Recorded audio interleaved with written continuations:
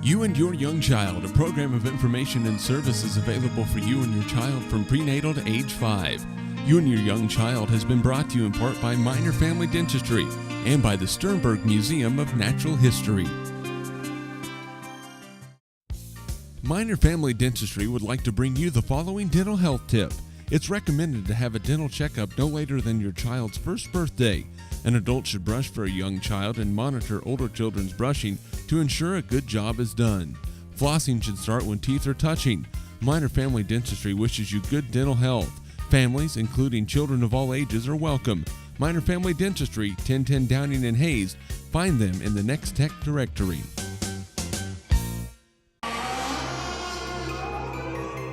So, you think you have skeletons in your closet?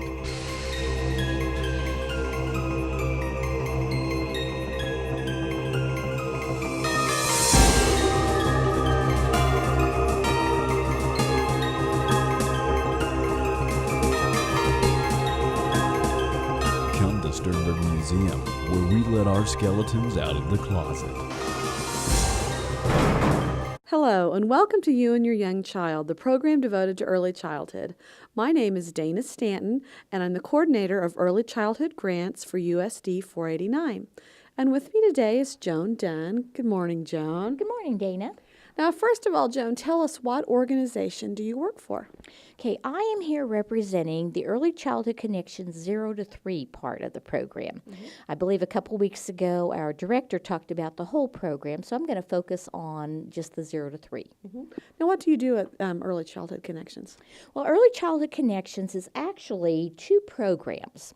We have Parents as Teachers and Early Head Start, and this program, or both of them, are geared towards giving parents or the guardians of children child development information, answering parenting questions, so that they can be the best and first teachers for their children.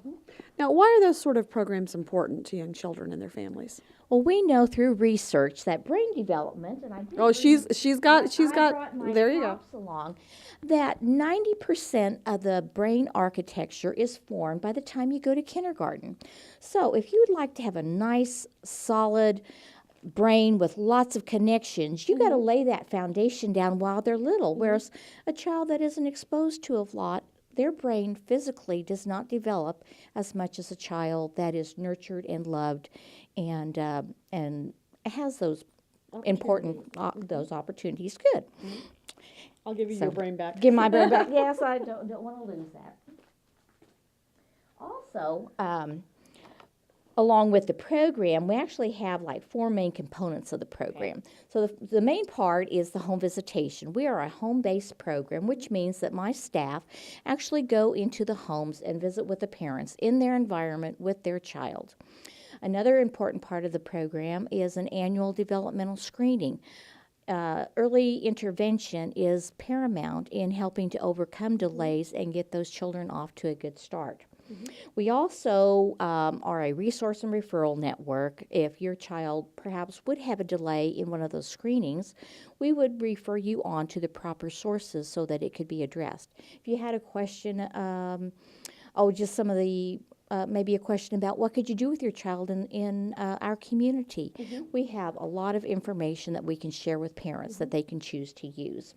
And then the fourth kind of cornerstone of the program we call them group connections. Used to be group meetings, but these are events or programs that give parents information. They may be a fun program, like each year we have figured out. Go! You're right. This will be our 13th year for Go Truck Go, which is just a huge display of vehicles with a lot of safety and information that's shared at the same time. Now, you mentioned home visits.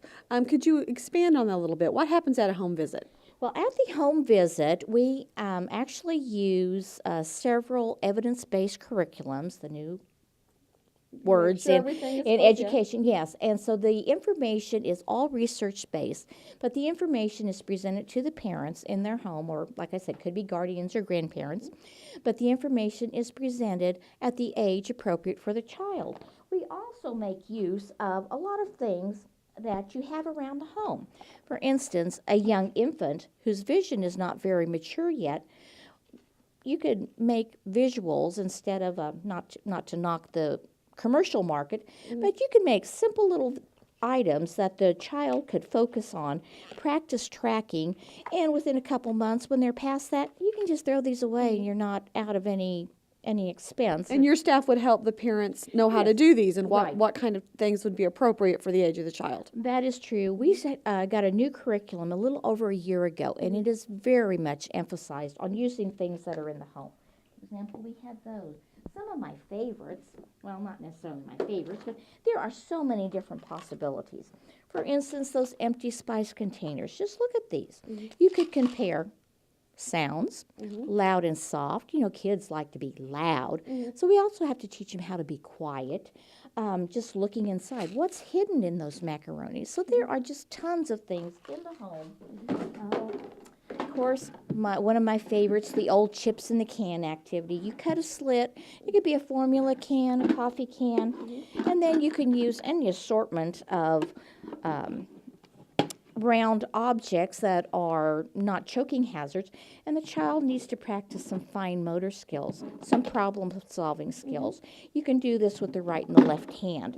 So You it's can have them pick out the yellow one. Or the right. That great extension. The frozen juice can lids.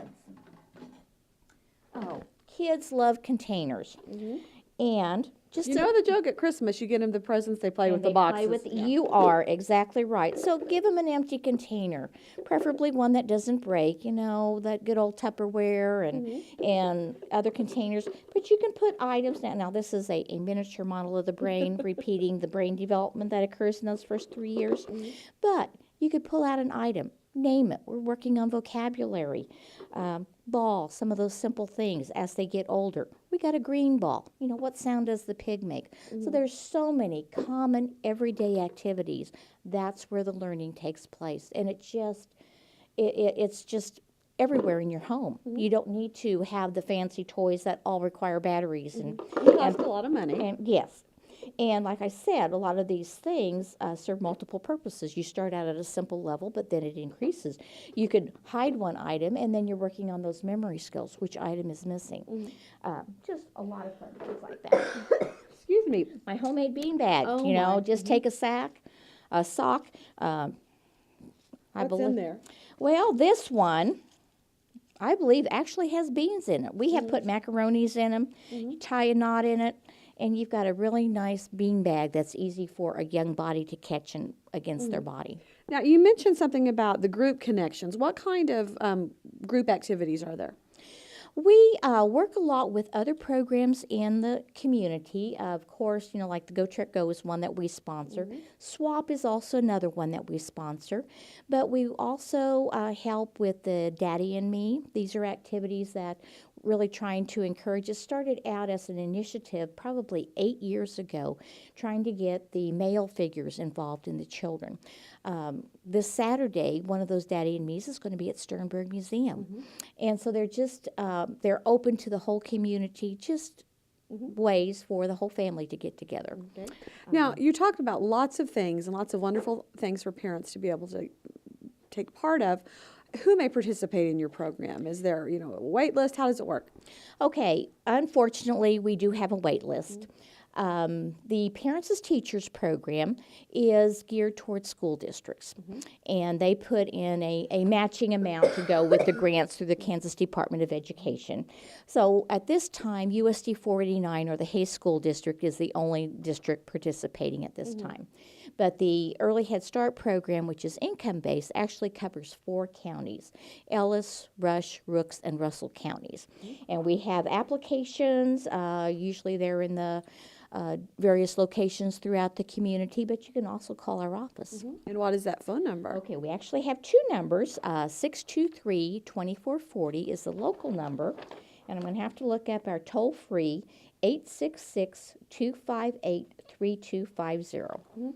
I might also add that you can find information about Early Childhood Connections on our website. It's hayesparents.com, so you can find information there, and we'll also put those numbers at the bottom of the screen. The one thing, what are the ages of children that you serve in your program? I think I neglected to talk about. We do the early ages, so prenatal, which if a woman is expecting, up until age 3. All right. So those very early years. So give Joan a call. That sounds like, I know it's wonderful programs. One of my children was in your program, so I know it's great. You've been watching You and Your Young Child, the program devoted to early childhood. Parents, remember, you are your child's first and best teacher. Thank you. Thanks for watching You and Your Young Child, a program of information and services available for you and your child from prenatal to age 5. You can watch the program weekdays in the noon and 9 o'clock hours. You and Your Young Child has been brought to you in part by Minor Family Dentistry and by the Sternberg Museum of Natural History.